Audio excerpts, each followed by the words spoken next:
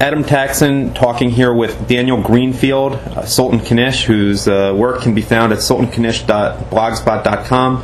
We're discussing his piece for Monday, May 21st, 2012, which is called America, a Rogue Nation. Daniel, welcome, and tell us what you mean by a rogue nation.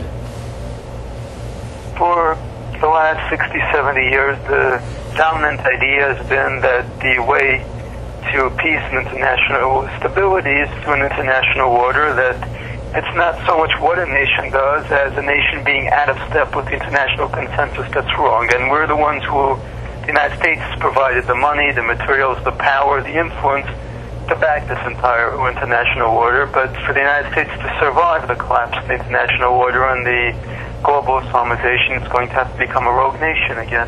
And you have to be on its own. And you think that the global Islamization is an inevitability, and that the UN is basically just going to be serving the caliphate? It's already there, because if you look at the numbers, simply in terms of demographics, in terms of population, the numbers are there. So that has to be dealt with. This isn't like communism, where it's an ideology, it's a series of alliances. You could expect that maybe this would all collapse or go away.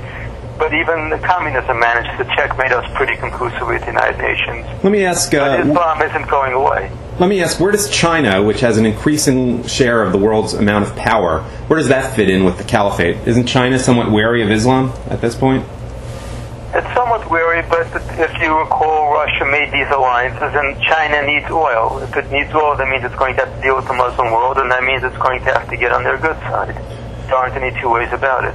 You raise a point about Israel and Iran, which is the rogue state, and can you go over that a little bit?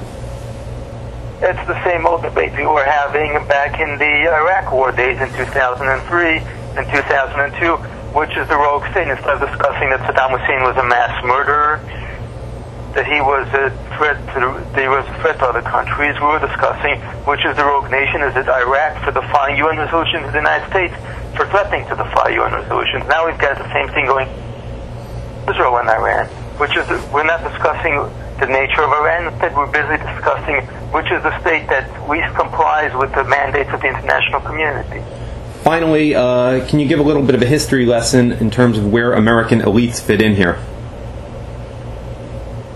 For a while, the United States was moving into the frontiers. It was moving out west. It was exploring unexplored land and settling it. But the explored land eventually ran out.